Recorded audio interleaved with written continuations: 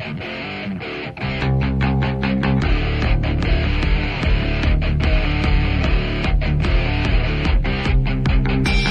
lies and buying time, killing people next in line. Lower classes, social slime, they don't matter. Genocide, sick from water, sick from air.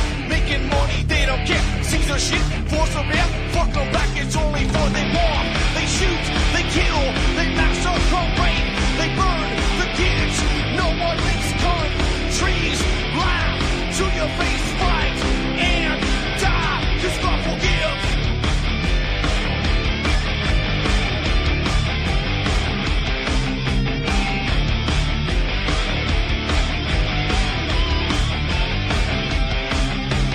Selling lies and buying time, killing people next in line. Lower classes, social slime, they don't matter. Genocide, sick from water, sick from air. Making money, they don't care. See their shit, force a bear. Fuck them back, that's only fair. They bomb, they shoot, they kill, they massacre, rape. They burn the kids, no one makes countries. Lie to your face, fight and die, 'cause God forgives. Yeah. Coming back around again.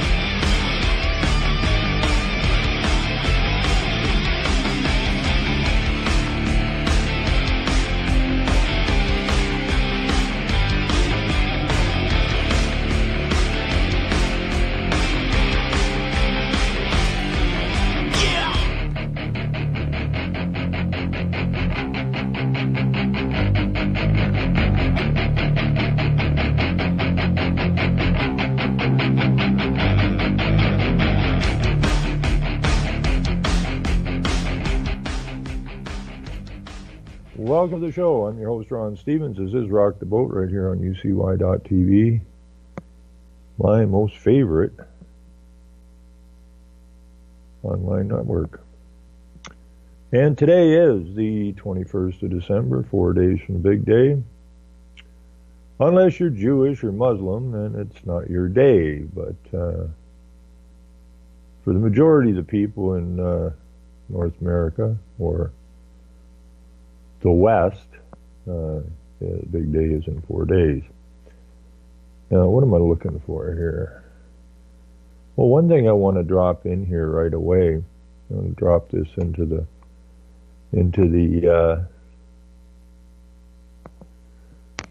chat. But for those who are just listening, you can go to YouTube and click in Global Region 9. That's Global Region 9. I'm not sure exactly who this guy is, but he's got some very interesting timeline videos from way, way back up until basically the present. And the name of the video you'd be looking for is Legalism. Now, I've been kind of looking at legalism, and we all know that legal isn't law, because law is treat others as you wish to be treated and do no harm. And if you do harm, your job is to undo the harm. It's pretty simple. And we know that's what law is, because I had a very long chat with a lawyer from the Attorney General's office in Ontario, Canada, not Ontario, California. And he agreed that that's what law is. And legal has got nothing to do with law whatsoever. And legal, the way it's run now is, especially here in Canada, we have marketing boards and that and whatnot, and it's about the government holding monopoly on a whole lot of stuff. Insurance, and milk, and now weed.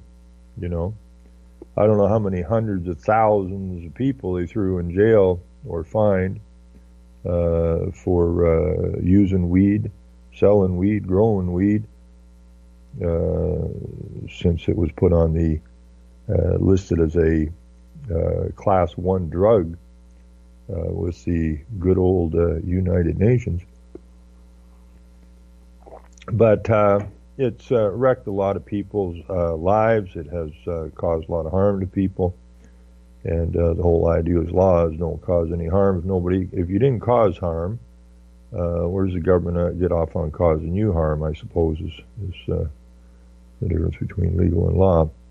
But if you really sit down and think about it, they sell everything to you on the idea of safety. We have to put this law in, or this rule, or this act, or this statute for your safety. But when you analyze it close enough, safety actually just means a revenue stream, a new bureaucracy. All of these things you have to pay for. But this guy did a pretty good job on, if you look at his video on Confucius, which is basically the same thing, do no harm, right? But this particular video, legalism, at the end here, it's not that long a video, it's only 15 minutes. He lands on Santa Claus is coming to town, and it seems like, a good time of year to do this. And he compares law, or Confucianism, with legalism. And not only does he sing you Santa Claus is coming to town, but he goes through this and he highlights what would land in the role of legalism and what would land in the role of Confucianism or law. And he's got the legalism highlighted in red. So for all the lines in here, there's 1, 2, 3, 4, 5, 6, 7, 8, 9, 10, 11, 12, 13, 14, 15, 16, 17 lines here. And 16 of them fall into the category of legalism. And only one would fall into the category of law, or Confucianism, or Confucius. This is actually, I guess, early childhood programming about authority. And it seems even more pertinent today than when it was written, whenever that was. But this is, we'll go through this, and then I'm going to put it in the chat. You can watch the rest of the video.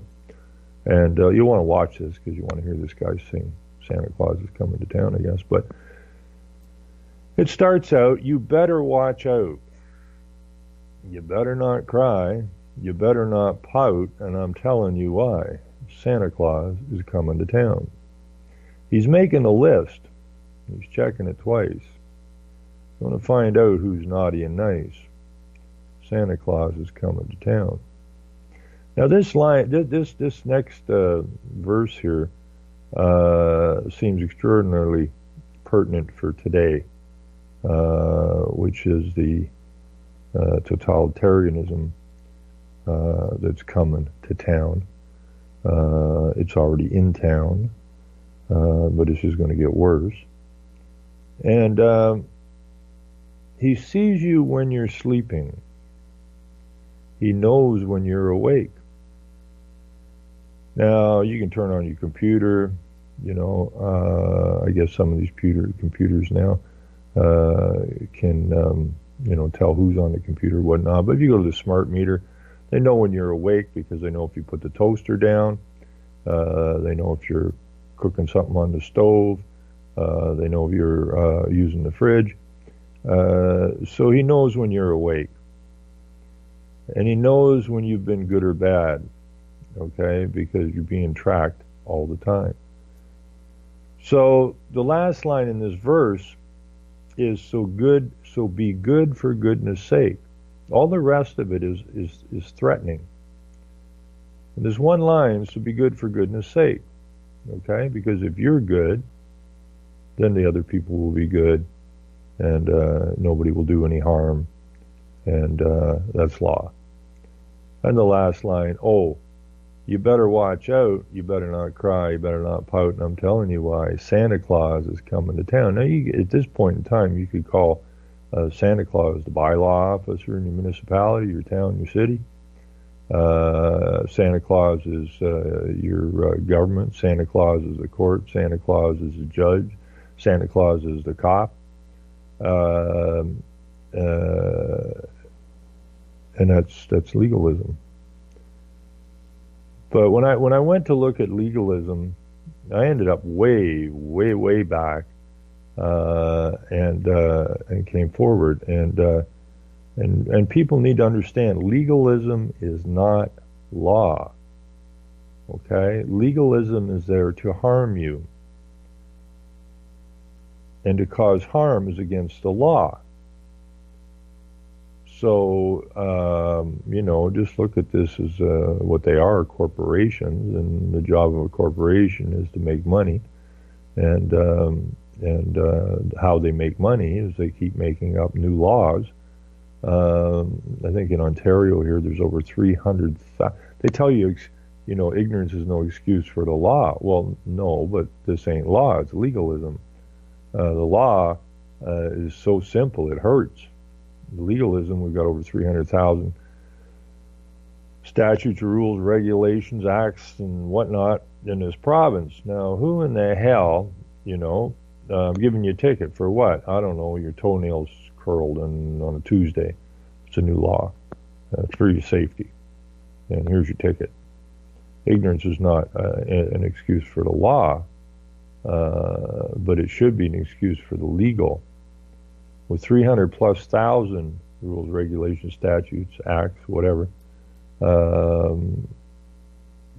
you're probably breaking the law several times a day and don't even know about it. So anyways, I'm going to put this in. I think this is a great way to understand legalism. I really do. It's too simple. It's way simple. If you get this, then you get the difference between legal and law.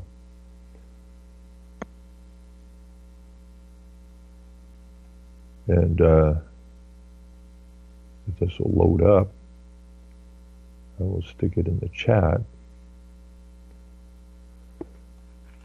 And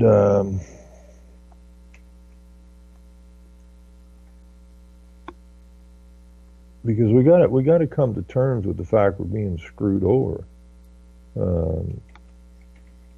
And then we got to do something about it, because it's just going to get worse, not better.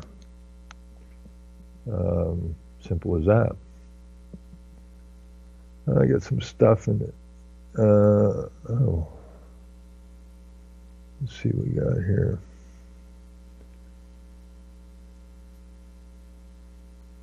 That's reading some stuff here. Excuse me for a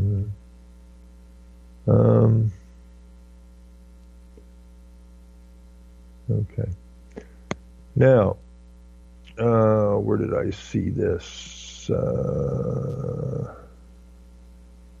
Apparently, the Prime Minister, Justin Trudeau,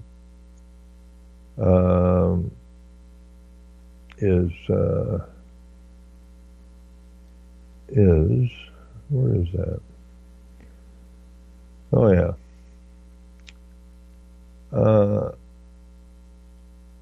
Justin Trudeau says sorry. So the Prime Minister of Canada, who is the Queen's Prime Minister, and the Queen being a corporation makes him CEO of the corporation known as Canada, Trudeau says he's sorry for violating conflict laws with visits to the Aga Khan's island. Now, the Queen's tangled up, or Elizabeth, the one that holds the title of Queen, and the royal family's been tangled up with the Aga Khan for like freaking ever, and his ancestors, which are Muslim. Vacations accepted by Mr. Trudeau's family could reasonably be seen to have been given to influence him. Well, of course it was. I mean, this guy gets more money. This Aga Khan, if you study this guy, has got more money flowing into his coffers than you can shake a stick at. And he's taking that money and moving it around into the universities and that, just like the Rockefellers and all the rest of them. This guy is a major globalist player. And this guy, hey, I call him Tinkerbell at that point. Why don't you come on down to my island? We'll have a chat, right? Now, it was, if I'm not mistaken, and I don't believe I am, if I am, point it out to me, but I don't believe I am, the guy that used to be the immigration minister was an old piss tank from the Toronto Bank. And right after, I believe it was right after Trudeau came back from visiting the Aga Khan's island, John, whatever the hell his name was, he's in China now, the ex-immigration minister. And it was right after he came back from visiting the Aga Khan that all of a sudden we've got a Somali Muslim as the Minister of Immigration. And if that isn't conflict, I don't know what is. So I don't know here. He says he's sorry. I got caught. Did I show you my rainbow socks? Did I show you my Islamic socks? You know. Anyways, Prime Minister Justin Tinkerbell Judas Trudeau has apologized for his actions after federal ethics watchdog found he violated some provisions of the Conflict of Interest Act when he vacationed on a private island owned by the Aga Khan last Christmas season and took a private helicopter to get there. He also promised to check with the ethics commissioner before booking holidays. I'm sorry, I didn't, and in the future I will be clearing all my family vacations with the commissioner, he told reporters. Well, there's a little story here that, you know, ignorance is no excuse in law. And the ethics committee it's all law.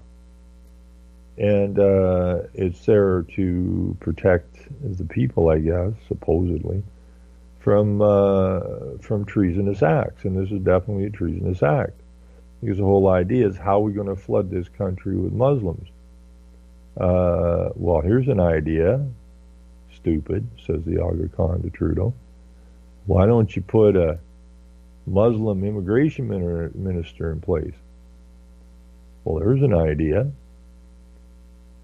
And what about the you know, I can hear these conversations. What are we going to do with the Calgary election? Don't worry, buddy, we got that one covered. He's going to get his third term? Oh yeah. Now, anybody who studied the Calgary election, where Naheed Nenshi got in for third term, anybody with half a brain knows that thing was a setup. Let's see. Trudeau and his family stayed at the Aga Khan's home on Bell Island in the Bahamas from the 28th to January the 4th of last year. Trudeau had publicly confirmed they were taken there by the Aga Khan's private helicopter. The PLMO has also confirmed that Liberal MP Shmanis O'Regan and his husband, Steve Dowsey, as well as Liberal Party President Anna Gainey and her husband, Tom Pitfield, were guests on the trip. So you got some high-end people. You got the president of the party and their families are all hanging out with a Muslim over Christmas on a private island, transported there in a private helicopter. After investigating the Prime Minister for the better part of a year, outgoing Ethics Commissioner Mary Dawson released her decision on Wednesday. Let's see. She found that besides the post-Christmas trip, Trudeau had also accepted a vacation on the island for himself and his family in December 2014, and his wife Sophie Trudeau set up a trip to the island in March of 2016 with a friend of hers and their children. So let's see. Trudeau was elected in what, 2015. So they were at the Aga Khan's place in December 2014, and he was elected in December 2015. Any connections? Abso-freaking-lutely. When Trudeau, as Prime Minister, accepted the gifts of hospitality from Aga Khan and the use of the private island in March and December of 2016, there were ongoing official dealings with the Aga Khan, and the Aga Khan Foundation Canada was registered to lobby his office. And that's true. So the Aga Khan, who is a world-known Muslim pusher, pusher of Islam, was registered to lobby the Prime Minister's office. And the Aga Khan Foundation of Canada, I invite everybody to go look at that. I mean, this guy's got his fingers in everything. Therefore, the vacations accepted by Mr. Trudeau and his families could reasonably be seen to have been given to influence Mr. Trudeau in his capacity as Prime Minister. Absolutely. She also found Trudeau contravened the part of the act where he didn't accuse himself from private meetings with the spiritual leader in May 2016 about a $15 million grant to the endowment fund of the Aga Khan's Global Center for Pluralism. Trudeau told reporters on Parliament Hill Wednesday he regretted not taking proactive precautions to ensure there was no conflict of interest or appearance of conflict of interest. Well, your whole thing is a conflict of interest because, one, you're tangled up with this clown, the Aga Khan. Two, you're tangled up with Soros and his open societies. In fact, you've partnered, or you've got the country partnered with George Soros and his open societies. And if you know anything about George Soros, the guy should have been hung during the Second World War, actually, when he was a little kid, when he first started his treasonous episodes or adventures. Soros admits he's a moral SOB. He admits that he and his financiers basically crippled the Philippine economy back in the day. And he says he doesn't feel any remorse about it because what he did was an amoral act. Well, the destruction of our nation and our society and the heritage of our forefathers in that, the taking down, the removal of names like John A. Macdonald off of schools and many other past politicians, and it's rewriting the history. The removal of the Lord's Prayer from the legislature, the schools, and the municipal halls. These are all treasonous actions, and some of them were done by the previous conservative government, and then it just moved along the liberal side. The fact that our government is kowtowing to the wants of the United Nations shows total disrespect for our people. It shows that we've moved to governance, global governance in our country. And the fact that we've opened our gates to the migrant influx or invasion is done through UN documentation and treaties and agreements saying that we have to do this.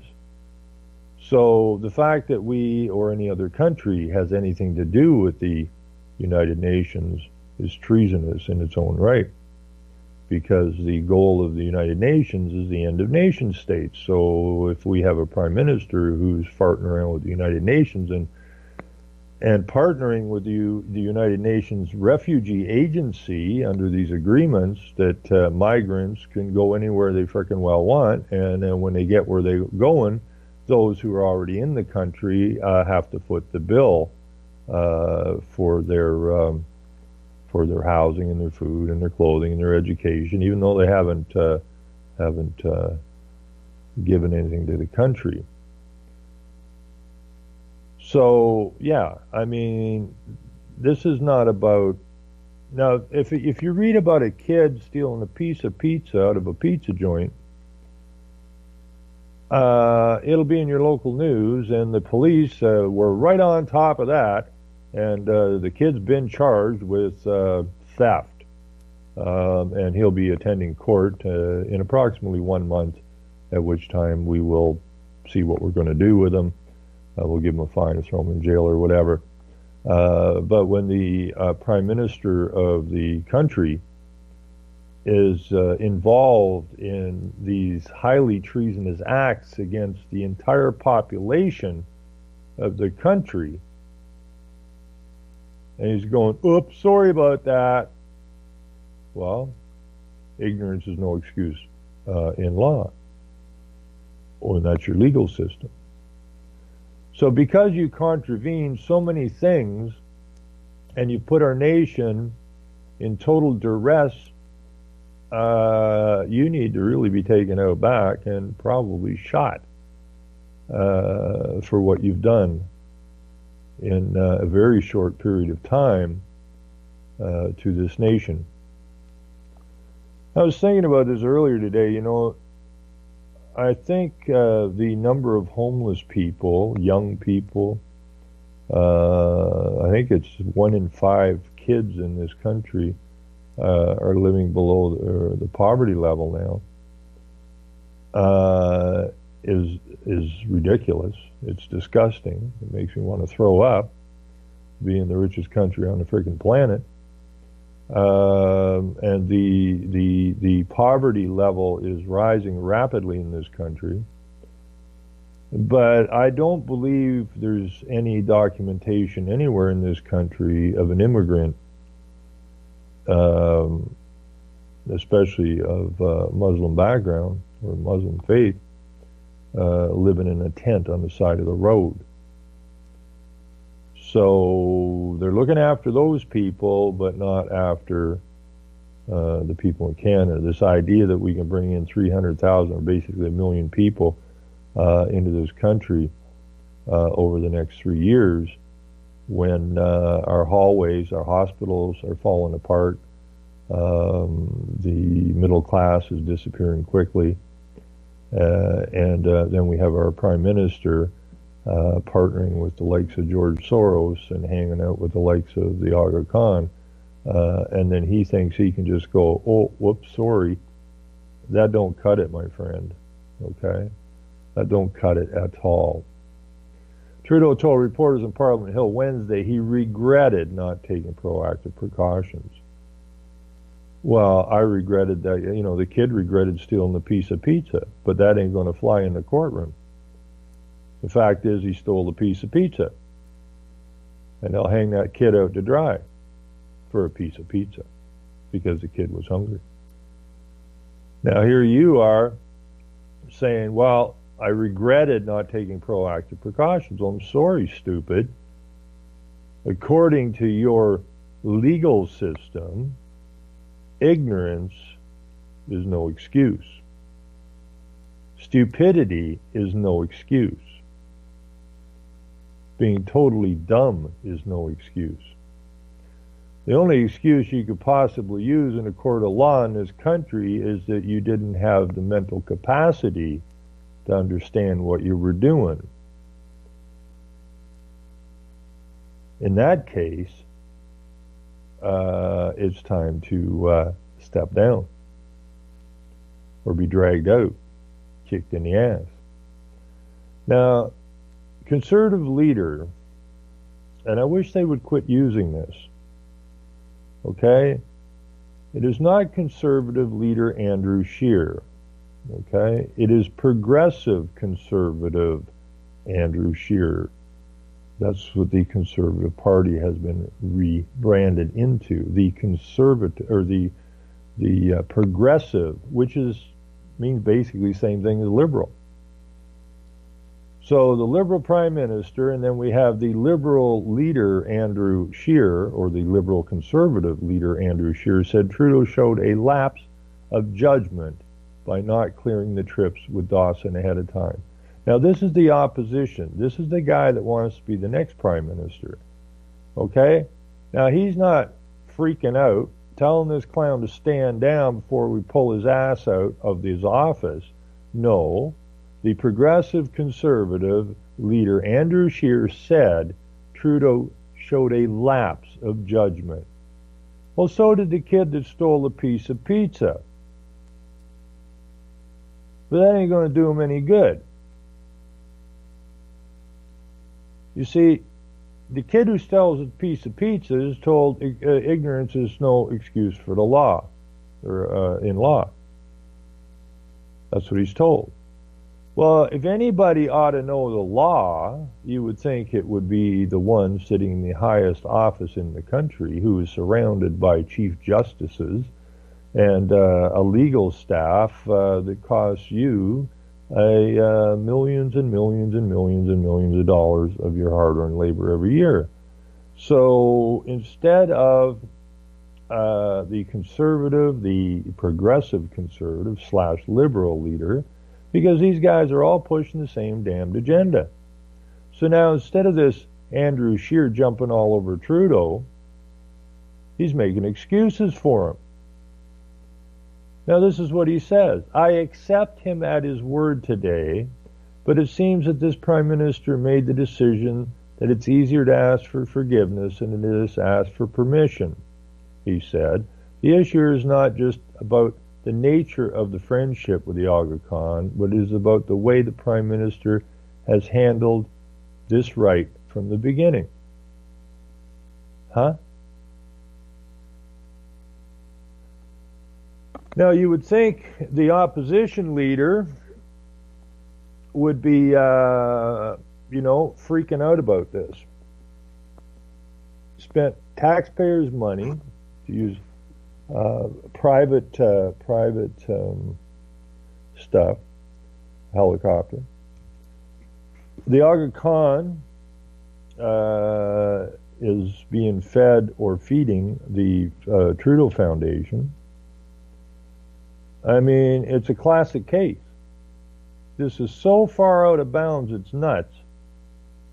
It's got red flashing lights all over it, and the opposition is really just trying to bail the guy out.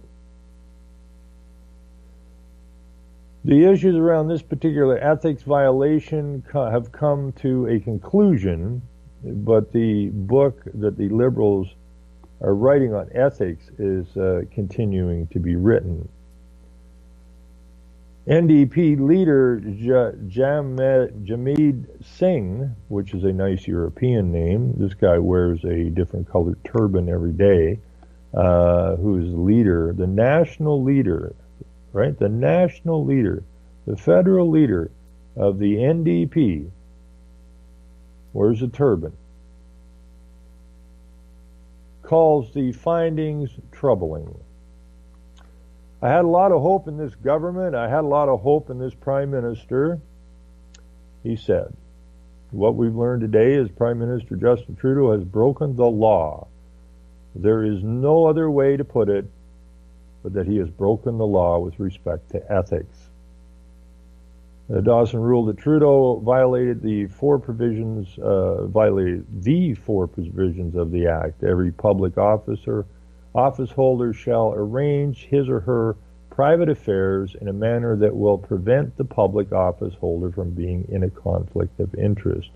No public office holder or member of his or her family shall accept any gift or any other advantage, including from a trust, that might reasonably be seen to have been given to influence the public office holder in the exercise of an official power, duty, or function. No minister of the Crown, minister of state or parliamentary secretary, no member of his or her family, and no ministerial advisor or ministerial staff shall accept travel on non-commercial chartered or private aircraft for any purpose unless required in his or her capacity as a public office holder or in an exceptional circumstances or with the prior approval of the commissioner. A public office holder shall recuse himself or herself from any discussion, decision, debate, or vote on any matter in respect which he or she would be in a conflict of interest. Her office said, while the Act provides for administrative monetary penalties, they are not relevant in this case. Now, this is a huge problem because this is the Ethics Commissioner's office. Well, wait a minute. Isn't it unethical for the country to partner with the United Nations when the United Nations are telling us that we got to open up our borders? Isn't it against the Ethics Commission to partner with a guy like George Soros with his open societies and his billions of dollars used to influence the country into accepting all of these migrants? I mean, the whole deal here is that, you know, the enemy's inside the gates. And they're making excuses for what they're up to.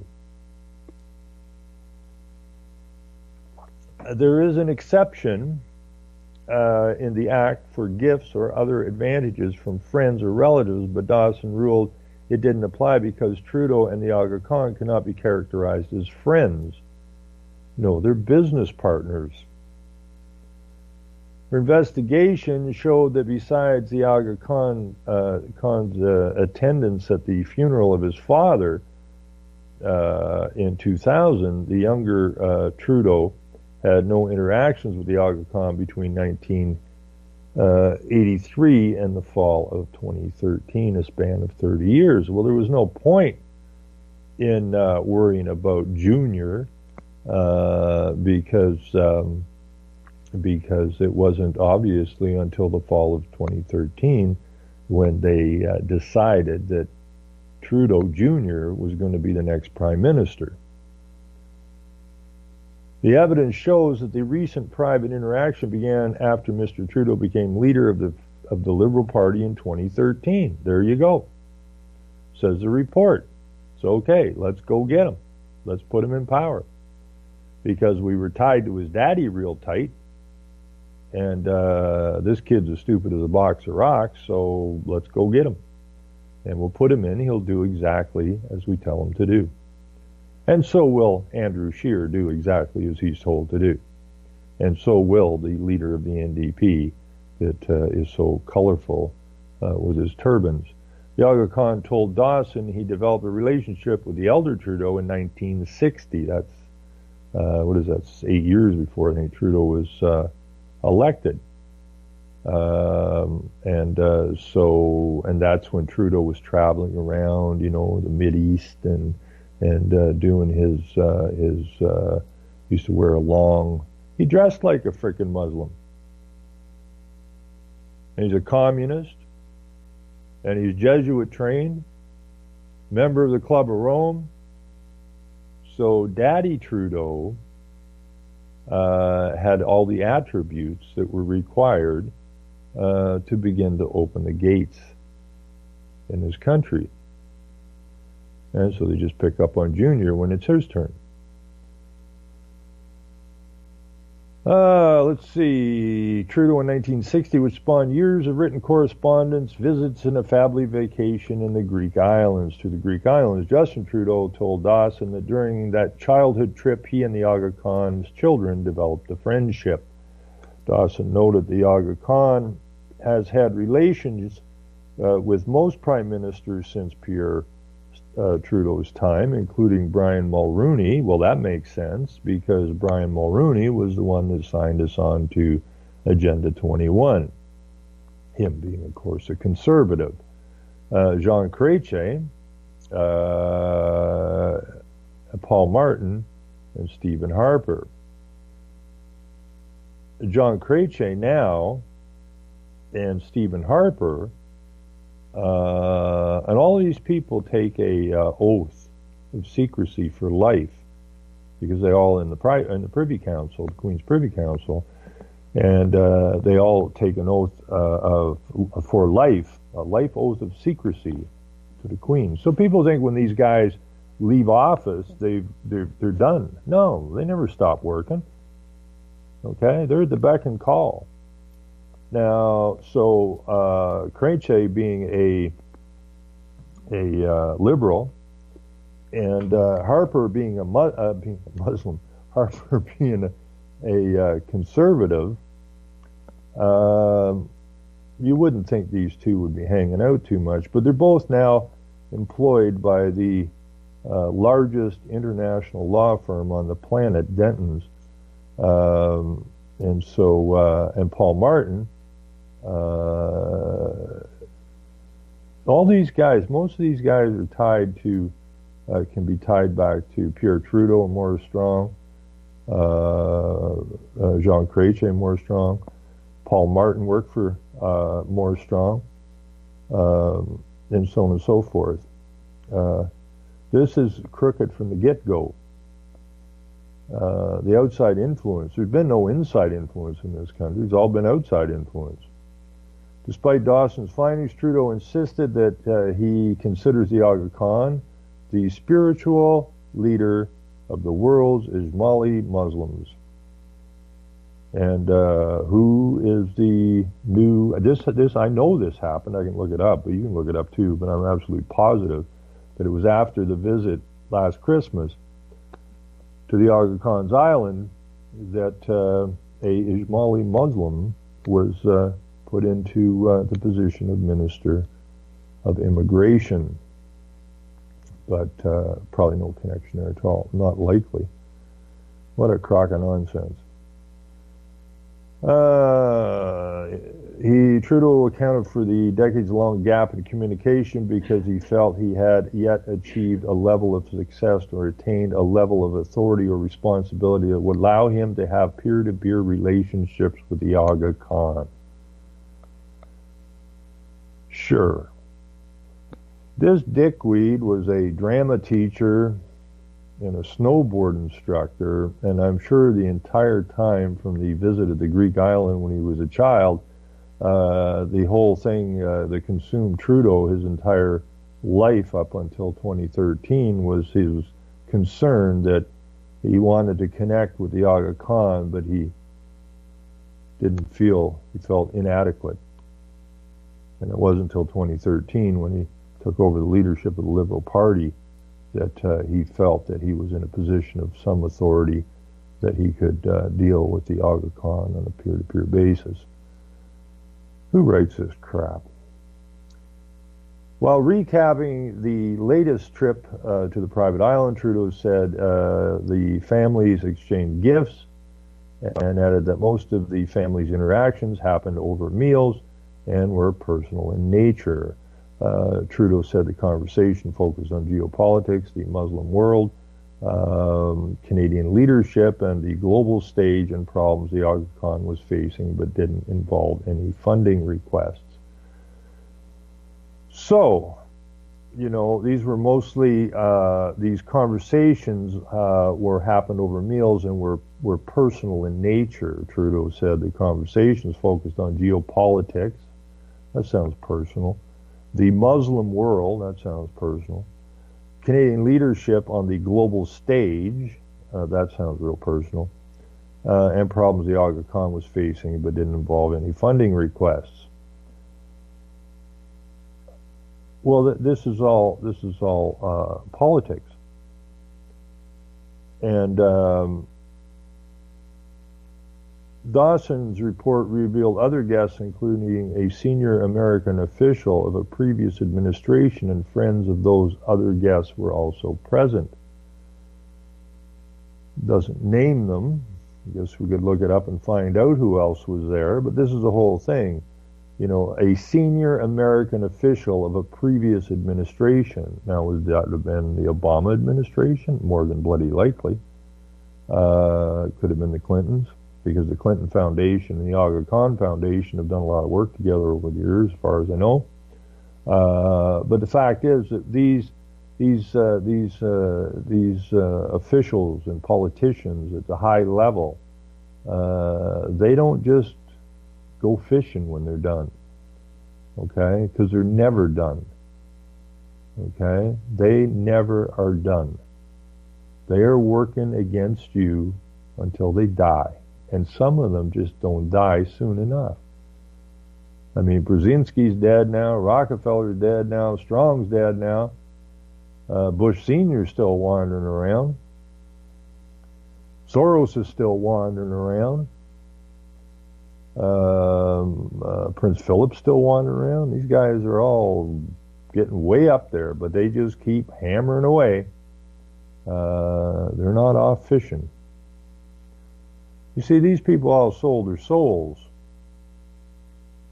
And when you sell your soul, you don't retire. Okay, you're at the beck and call to do whatever needs to be done to keep pushing the agenda forward. In his scrum with reporters on Wednesday, Trudeau did not attempt to downplay Dawson's finding, noted that accountability is critical for ensuring Canadians' trust in democratic institutions. Holy crap, man. It's really important to ensure the integrity of the office, including interactions with the Aga Khan on a professional ceremonial level, he said. Dawson found, however, that Trudeau didn't contravene the Conflict of Interest Code for members of the House of Commons because he didn't discuss House business with the Aga Khan. The Aga Khan, but how do you know that, right? I mean, because he didn't contravene the Conflict of Interest Code for members of the House of Commons because he didn't discuss House business with the Aga Khan. How the hell do you know that? You don't know that. What, did they record every moment of every day they were on that island? No. So Trudeau tells you it was of a personal nature. He tells you he's talking about geopolitics, the Muslim world, Canadian leadership on the global stage. What else they talk about? So you don't have any idea what the hell they were talking on. So you can't say that he didn't contravene the Conflict of Interest Code. You can't say that. You don't have any evidence. The Aga Khan is the founder and chair of the board of directors of the Aga Khan Development Network, the Aga Khan Foundation Canada, and the Global Center for Pluralism. Since 1981, the federal government has contributed. Are you ready for this? And you telling me that this clown is still going to be the prime minister after this is done, or any of the other prime ministers since 1981 need to be taken out back, and at the very least put in the stocks and dragged around from town to town so you can throw rotten fruit at them. Okay, I'm going to do this again. So look some of this stuff up, folks. The Aga Khan is the founder and chair of the board of directors of the Aga Khan Development Network, and he's all through the university. The Aga Khan Foundation Canada, and the Global Center for Pluralism. That, I guess, would be your multiculturalism and your influx of Muslims. It says here from since 1981. And when did we get our new rights and freedoms here? That was, what, 83, I think? So since 1981, the federal government, that's you. You see, the federal government doesn't have any money. Okay, so they didn't contribute their money because they didn't have any money. What they did was, are you ready for this number? Since 1981, the federal government has contributed almost $330 million to projects supported by his foundation. You wonder where all the mosques are coming from? Where they're getting all the money to build all the mosques. As CBC News previously reported, the controversial vacation to Belle Island cost Canadian taxpayers about $215,000, far more than initially disclosed to Parliament. So this has got to stop. You go to visit somebody for a week, basically, and it was only 7 days, I think. And it cost $215,000. But that's a far cry short of the $330 million you taxpayers donated to the Aga Khan projects. Why are you paying for the Aga Khan's project? I'd like to do some projects. So can I have, I don't need, if I had 10 mil, I'd be a happy camper. No, I don't want 10 mil because I'd be in the same class as those Muslims that were tortured and made feel bad and all got 10 million bucks apiece. So you take those three guys, you take those three guys that got their 10 million apiece, or was it four guys got their 10 million apiece, and so that adds up to almost 400 million bucks, which is almost $500 million out of your pocket into somebody else's pocket who is working to destroy this nation.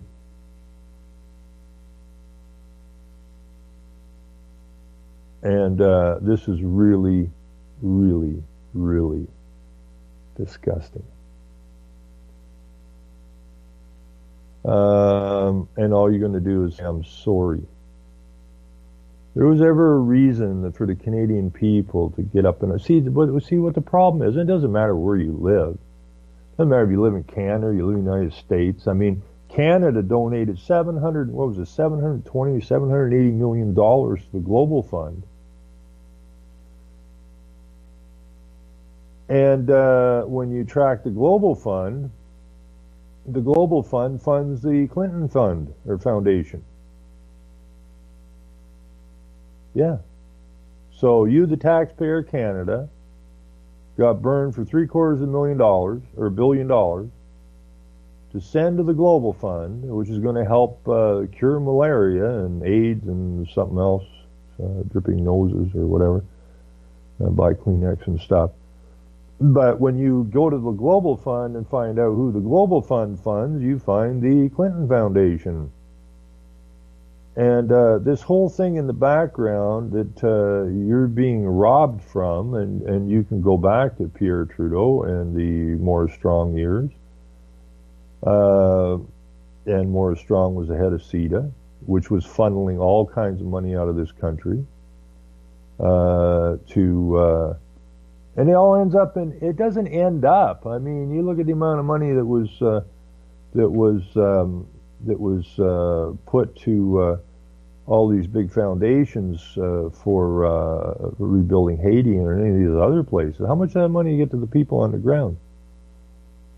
A penny per dollar, if you're lucky. And these con men and women just vacuum up all your tax dollars. Then you turn around and use that money to take your nation down from the inside.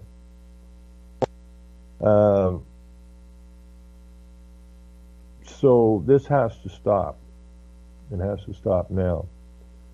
And there are no other people, the leaders of the other parties. I mean, come on. They got a Sikh running the NDP. And he does have some pretty colorful headgear, but that's not the point. It's supposed to be a European nation. And then you have Andrew Scheer, who's making excuses for Trudeau. And then you have Trudeau, who said, oops, sorry, you know. We need to get this country back. We never had it, but we need to take it. Possession is 90% of the law. We possess it. We built everything in it. We paid for everything that was ever built in it. And these dickweeds are forcing you to finance 1 million immigrants when more and more of our people are finding it more and more difficult to keep their heads above water as they're being fleeced, drained, pickpocketed, screwed over, and that has to stop. It's that simple. So I'm hoping that some people, like when you read this stuff,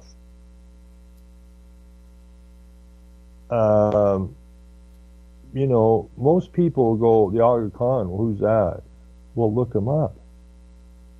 Who are these foundations and things? Look them up. Have some fun with it. And branch it out from there. And see who this Aga Khan's all attached to. See who all's funding them. And I think you will find, and I'll be correct, that it was right after, immediately after he came back to Canada, Trudeau I'm talking about, from the Aga Khan's island, that an Ismaili Muslim was put into the office of immigration, the Minister of Immigration. And you telling me there's no conflict here? This is total conflict. And the Prime Minister needs to step down now. I mean, I don't hear those words coming out of these opposition leaders. This clown's got to step down today. Now, right now. Because if he don't step down, we're going to haul his ass out of there. Or we're going to vacate the house and we ain't come back till some bitch is gone. They're not doing that. The reason they're not doing that is because they're all in this. I've yet to hear one leader, and I don't know. I'm hoping that at some point Donald Trump, which I highly doubt he will, but just vacate the United Nations off the soil, off the American soil. How in the hell can you have the United Nations on American soil when what the United Nations wants, one, is a population in America not more than 100 million. That's their depopulation program. That's sustainability program. And the end of nation states. The United Nations is chasing the end of nation state to have world governance, and that world governance body is sitting on American soil, and yet Trudeau hadn't given the boot yet. And no Canadian leader is saying anything negative about the United Nations. So you know who they're working for. And we will not survive unless we get this United Nations out of our pocket, out of our lives, and out of our countries. And anybody that's attached to any of these nefarious schemes that are going on, i.e. the Aga Khan and a gazillion others, our nations will fall. And they will have taken us without even firing a shot. And that's pathetic. That is really, really pathetic. So we're out of time, but remember, this is the Third World War. It is a spiritual, psychological war. It's a war we can and must win. If we don't win this war, well, it's 1,000 years of tyranny. The big black boot on the back of your neck. If that's what you want, just stay placid. We're back Saturday night over in